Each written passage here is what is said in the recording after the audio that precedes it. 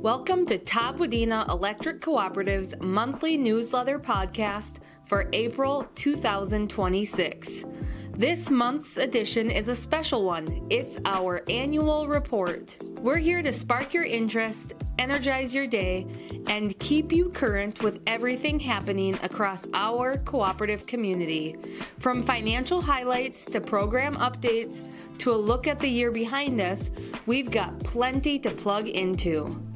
We're looking forward to seeing our members at the 2026 annual meeting on Thursday, April 16th. Make plans to join us and bring the entire family. There will be free swimming before and during the business meeting. Our meal this year will again be during the business meeting. Please note that your registration card for the annual meeting is located on the back of the paper version of the newsletter. Please bring it with you to the meeting to expedite registration. The schedule for the annual meeting is as follows: 4 o'clock to 5:30, registration, in-person voting, free swim, and the transmission trail. 4:30 p.m., bingo begins. 5:30 p.m., business meeting with meal. Please join us on Thursday, April 16th at the Maslowski Wellness and Research Center in Wadena. All members attending the annual meeting will receive a heavy-duty paring knife. Door prizes will be drawn during the meeting. There is a limit of one attendance gift per membership. Do you have a question that you'd like to ask the Board of Directors or the CEO at the annual meeting? Submit your question prior by 11 o'clock a.m. on Tuesday, April 14th. Visit toddwadena.coop/ask-a-question. Your 2026 voting options. You can vote by mail. To do so, complete your ballot, place the ballot in the secret ballot envelope, and seal. Place the secret ballot envelope in the white prepaid and pre-addressed envelope and mail. All ballots must be received by Survey and Ballot Systems by April 16th, 2026.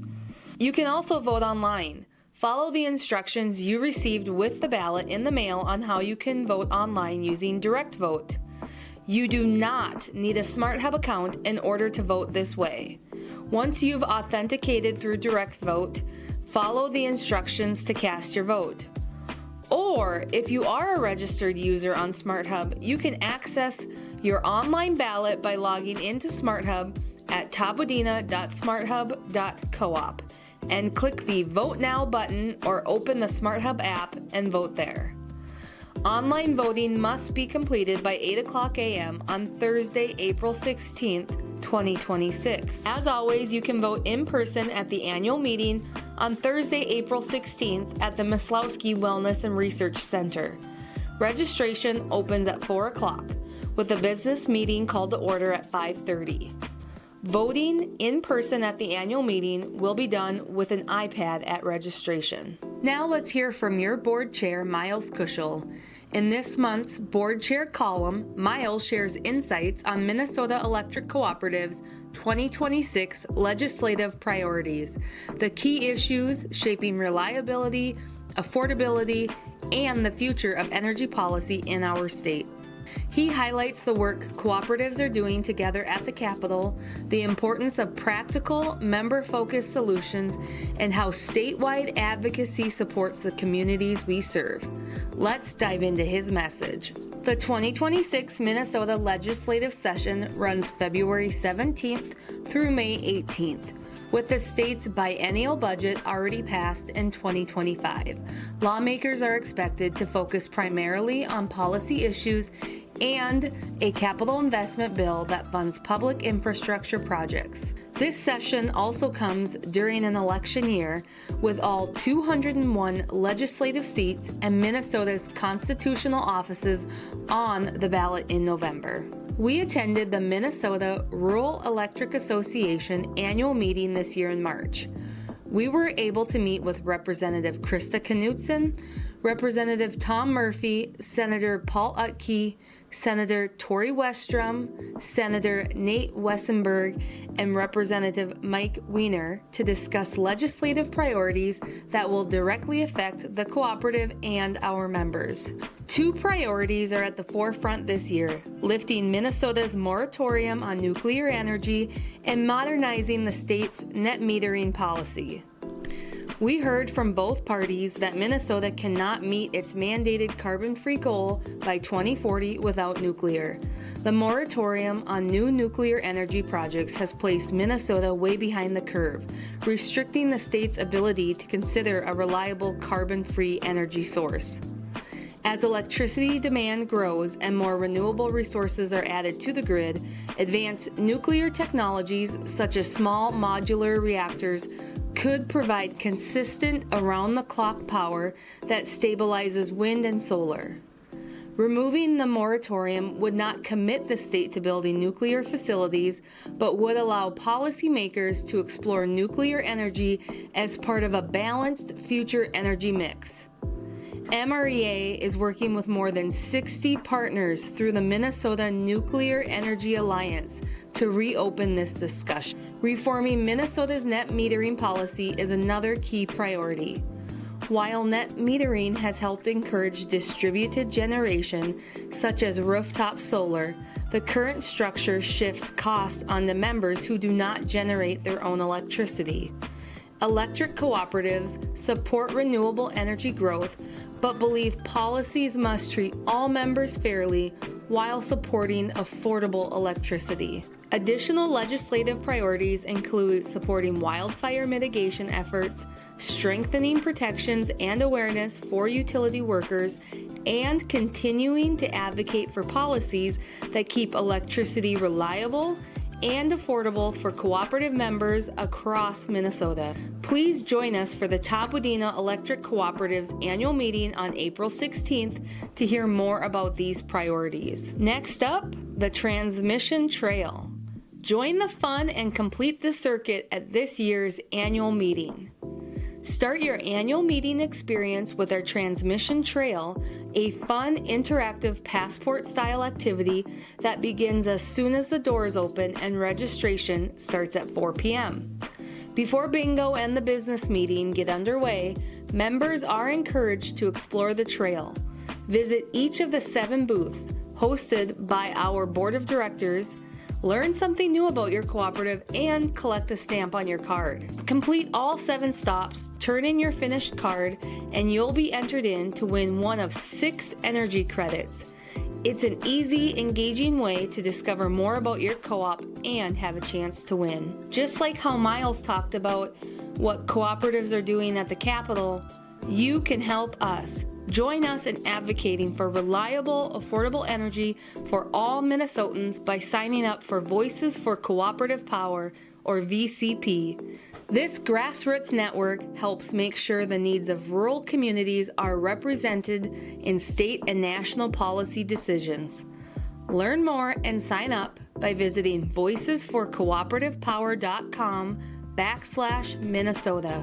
Next, we'll hear the highlights from the February 23rd, 2026 regular board meeting. Dan Carlisle provided updates from the recent Member Managers Group meeting.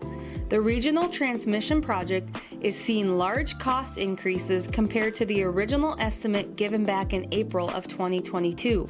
However, the project is still within budget that was approved by the Great River Energy's board. Board member Mike Thorson shared GRE's plan for addressing the capacity requirements that are projected to be needed by 2030.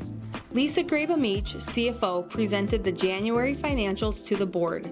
Monthly kilowatt-hour sales were 7.5% over budget. Energy revenue was 5.5% over budget. January's purchase power expense was 28% over budget. Tier is 1.26 and equity is 40.72. A motion was approved to collect 50% of January's power cost PCA on March bills and then allocate the remaining 50% to be collected April through December, with the electric heat loads to be billed March through April and November through December to better reflect their share of the winter power cost adjustment. The board decided to apply the PCA to all rate classes impacted from January's usage, with the appropriate weighted allocations across rate classes based on revenue, including the January PCA mentioned above. Member and Energy Services Manager Allison Fredrickson noted that the February 14th member movie event was a success, with a total attendance of 253. She also presented the annual Local Democracy Report, which the board accepted. Operations Manager Tyler Fisher reported that crews continue to work on pole changes from the 2025 inspections and are preparing for 2026 work plan projects. The bucket truck that was approved and ordered in 2022 has arrived. Board Chair Miles Kuschel highlighted NRECA's legislative priorities, including addressing the rising costs due to the generation and transmission buildout that is being required. Operation Roundup awarded $13,000 that went to 6 projects. That brings us to the next chapter of this month's newsletter, Operation Roundup grants awarded in February. Todd Wadena Electric Cooperative's Community Trust Board met in February to review the latest round of Operation Roundup applications, and once again, our members helped make great things happen. 6 local organizations received a combined $13,000 to support projects that strengthen and uplift our communities. What makes this program remarkable is how it works. For less than $1 a month, participating members simply round their electric bill up to the nearest dollar. The average annual contribution is just $6, about the cost of a specialty coffee or a kid's meal.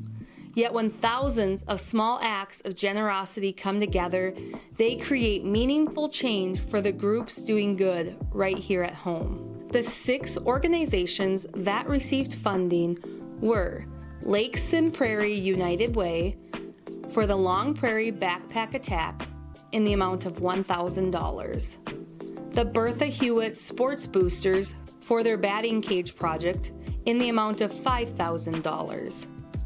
The Verndale Legacy Foundation for their school playground project for the amount of $5,000. Staples Motley Artistic Hall of Fame for the Artistic Fine Arts Hall of Fame project in the amount of $500. Central Lakes College Food Pantry for their Tool Library project in the amount of $1,000. And Someplace Safe for their Denim Days campaign in the amount of $500. Thank you to all of our members who support Operation Roundup by rounding up their electric bill. We've included all of the 2025 financial reports and graphs in the paper and PDF versions of the newsletter. Next up is the 2025 annual meeting minutes from April 22nd, 2025. The 2025 annual meeting of the members of Todd Wadena Electric Cooperative was held at the Maslowski Research and Wellness Center, 17 5th Street Southwest, Wadena, Minnesota 56482. The meeting was held in accordance with the official notice Exhibit B, which was mailed to all members in the March edition of the Pine to Prairie, which follows the cooperative's bylaws. Board Chair Miles Kuschel welcomed everyone to the 85th Todd Wadena Electric Cooperative annual meeting. He called the meeting to order at 5:33 p.m. Members were then asked to join in standing and reciting the Pledge of Allegiance. Kuschel invited Pastor Barry Klein of Staples Church of Christ for the invocation. Kuschel called upon Board Secretary Marie Catherhagen to establish a quorum. She confirmed the cooperative did indeed have a quorum. A motion was made and seconded to accept the meeting notice as printed in the March edition of Pine to Prairie newsletter. Action. The members voted to accept. A copy of this notice is attached to these minutes as Exhibit B, as well as the Certificate of Mailing Exhibit C. A correction to the printed minutes from the 2024 annual meeting was made, noting that the meeting did not adjourn for the meal but instead recessed. A motion was made and seconded to approve the 2024 annual meeting minutes as printed in the April edition of Pine to Prairie newsletter, with the noted correction. Action: the members voted to approve. Wally Weezy read the Certificate of Minutes, Exhibit A of the Nominating Committee meeting that was held January 15th, 2025. A copy of said certificate is attached with these minutes.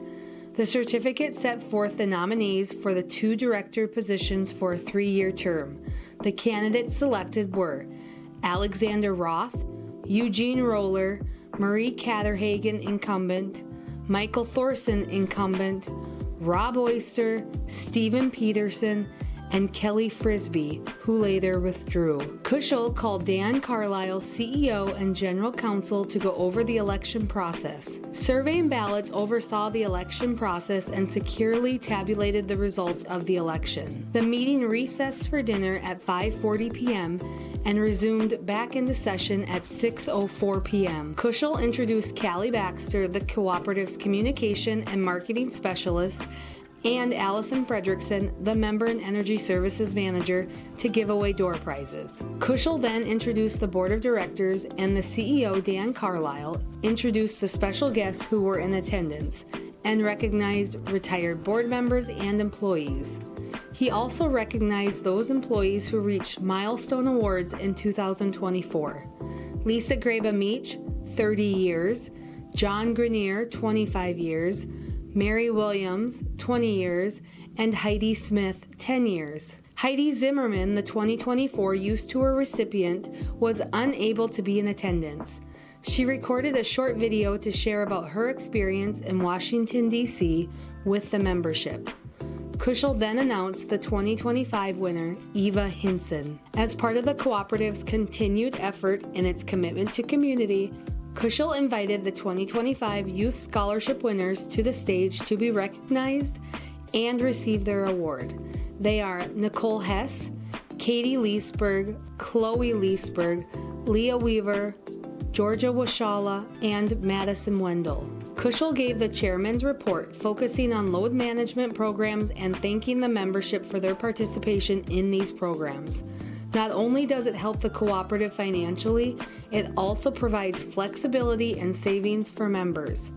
Todd Wadena continues its commitment to community, all made possible by the support of the membership, as well as their commitment to providing safe, reliable, and affordable energy. The cooperative continues to have a strong culture of safety and has been honored with the Governor's Safety Award.